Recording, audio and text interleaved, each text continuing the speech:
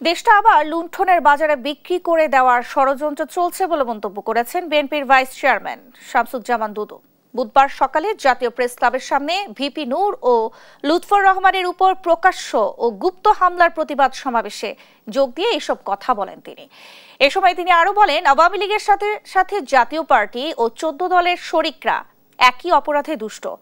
তাদের অপরাধের দ্রুত বিচার করতে হবে। বিএনপি যাতে ক্ষমতায় আসতে না পারে এবং তারেক রহমান যাতে প্রধানমন্ত্রী না হতে পারে সে বিষয়ে নানামুখী ষড়যন্ত্র হচ্ছে বলে জানান শামসুজ্জামান দুদু।